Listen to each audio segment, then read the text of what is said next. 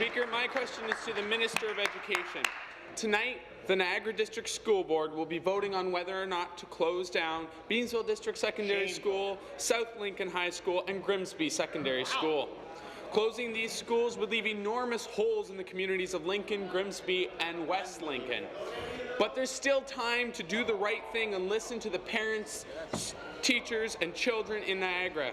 My question to the Minister of Education is this: will her ministry put a moratorium on the closure of small and rural schools across Ontario until the accommodation review is fixed and the funding formula is amended? Good question.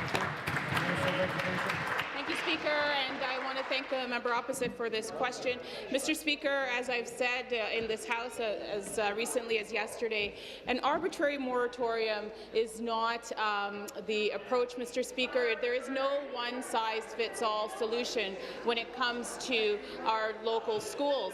And, Mr. Speaker, we believe in our locally elected school boards because, Mr. Speaker, they understand the needs in their local communities.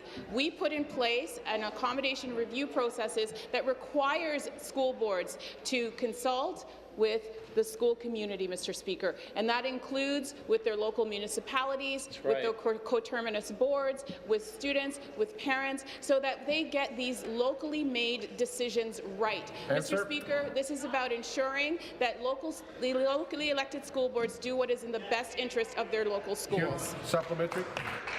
Speaker, my question is back to the Minister of Education.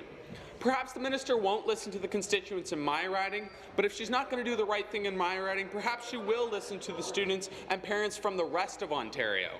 Small and rural schools are the backbones of local communities and economies. Students and parents across the province are rightly anxious about the radical ongoing closures. This Liberal government seems to be doing everything it can to balance their books on the backs of rural schools and their students. So my question is back to the Minister of Education. When will this government stop trying to balance the budget on the backs of rural students? Good question. Minister. Mr. Speaker, we know that schools play a vital role in the social fabric that ties our great communities together.